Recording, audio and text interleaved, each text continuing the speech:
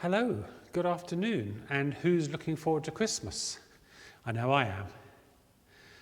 Well, I thought this year, because we're not able to have our normal crib service in the church, I would record something for you, and I thought we could think about and look at the travelling crib, which normally at this time of year is travelling around the district, going from home to home throughout the season of Advent, finishing up today on Christmas Eve back in church.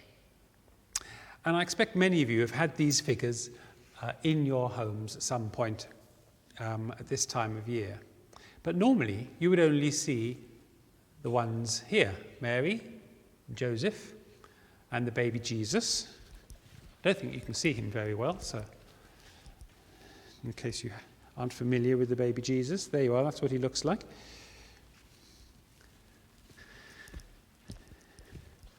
But in fact, thanks to Sylvia, we have some more characters in our travelling crib. I thought I could show you this year. So we have two chaps wearing sort of tea towels on their heads, so that's a giveaway. They must be the shepherds, and here are the sheep, in case you weren't sure. We have a few sheep. They don't stand up very well. There we go. Oops. So there's some shepherds.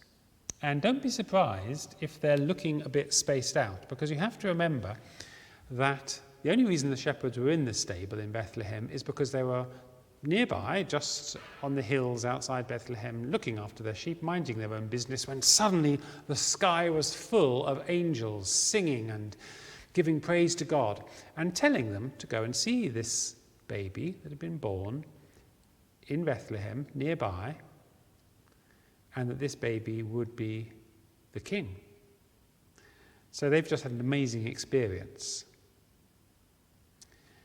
And then we also have in the basket these three chaps who are all, you may notice, carrying gifts. And I know you know who these are. These are the three wise men. And we often call them the three kings, don't we? The Bible calls them wise men. And they'd come from far away. You might expect them to have a camel with them, but we haven't got a knitted camel, unfortunately.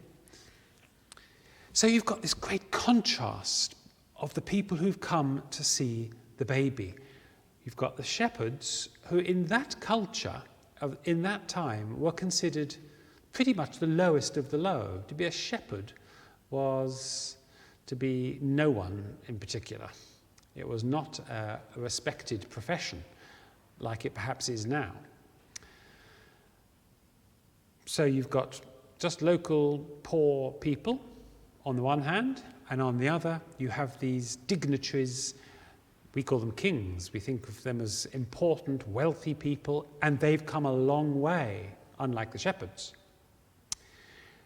So this symbolizes, this tells us, this story, that Jesus, the baby who has been born, is for all kinds of people in all the world.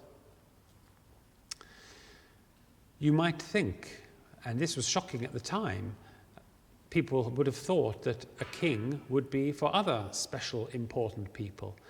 But when Jesus grew up, the things he taught and the things he said confirmed that he was there for all kinds of people.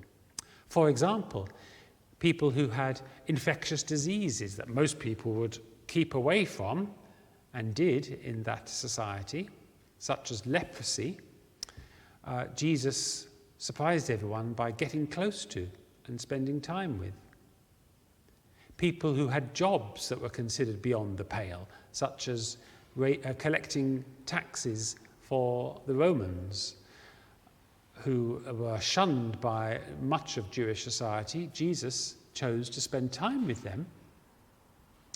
Women who were considered second-class citizens in that society. Jesus had time for women. And children who were also considered to be very unimportant not like in our society today. Children were considered almost nobodies in Jesus' time, but he said the kingdom of God belongs to such as these. So he confirmed the message of Christmas, that God came into the world for all kinds of people. And if that's true, that means that he came into the world for me and for you.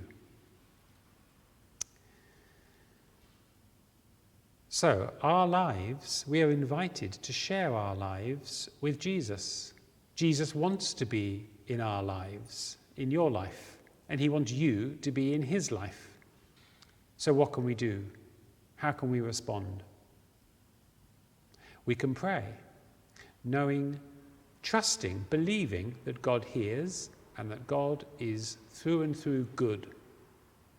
That's who we're praying to when we speak, perhaps with our eyes closed, imagining, in our imagination, believing that God hears us. God who is all good. We can pray. We can read the Bible, which tells us the stories of Jesus and of his people and of the early church. And we can go to church.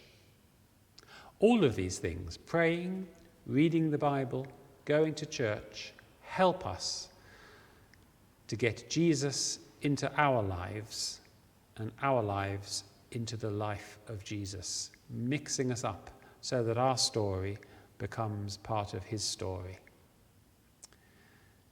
Christmas is great.